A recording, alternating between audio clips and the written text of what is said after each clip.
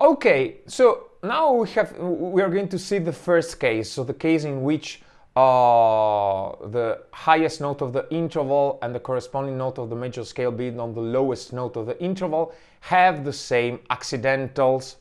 So even in this case, we have to distinguish between two different situations, two different possibilities.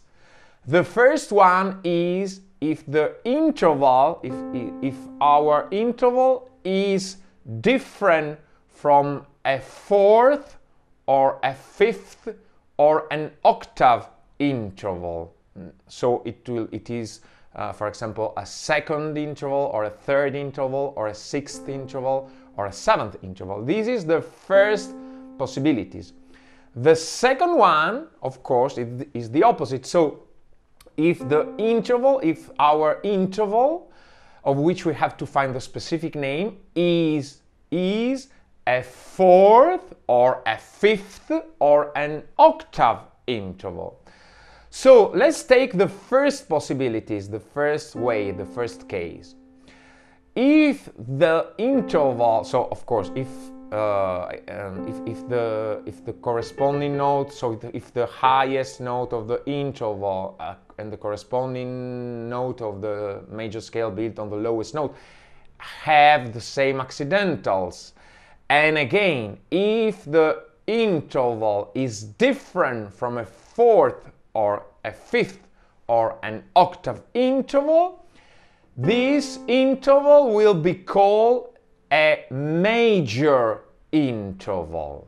Okay, so let's put this into practice so you will see that it is very easy and very clear. So let's do this with our example, so C and A. So the first step, of course, is to find the general name. We have already done this, of course, because we already know that it is a sixth interval. So we have to build, the second step is to build the major scale on the lowest note of the interval, so C major scale, and now we have, of course, to compare the highest note of the interval to the corresponding note of the C major scale.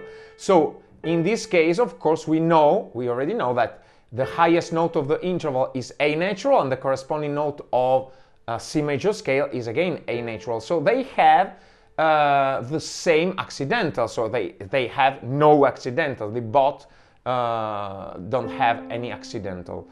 We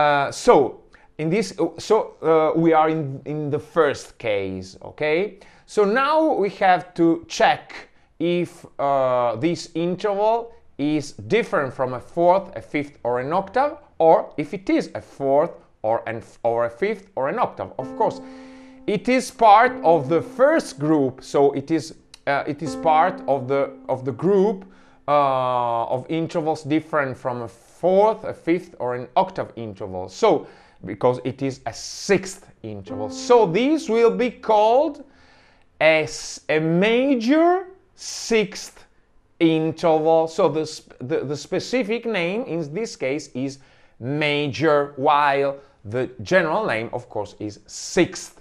Okay, let's take another example. A and G sharp. So first of all, we have to find the general name. So we have said that we have to count starting from the lowest note without considering accidental. So we don't consider G sharp, but we consider only the name, so G. So 1, 2, 3, 4, 5, 6, 7.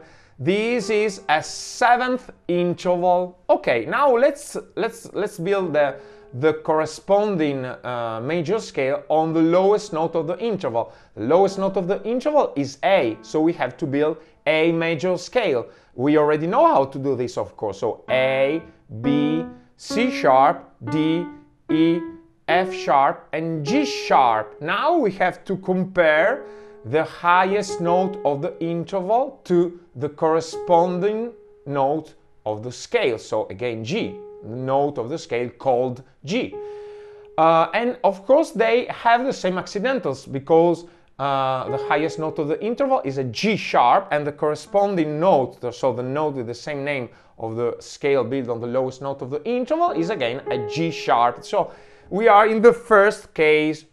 So now we have to look at the group of intervals in which we are. So is it a fourth or a fifth or an octave interval? No, of course it is a seventh interval. So it is not part of the group of the fourth or fifth or octave interval. So it is different from a fourth or a fifth or an octave interval. So we are in the first possibilities, and so this of course is a major interval. So if we put together the specific name and the general name, this is called a major seventh interval, or an interval of a major seventh. We can use both these terms.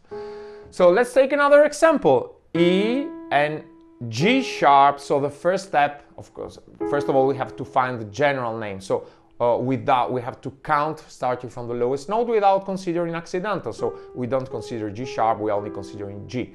1, 2, 3. This is a third interval. Okay, of course we have to build the corresponding major scale on the lowest note of this interval. So since the lowest note is E, we have to build E major scale. So E, F sharp, G sharp, A, B, C sharp, and D sharp. So these are the notes of the corresponding major scale being of the lowest note of the interval.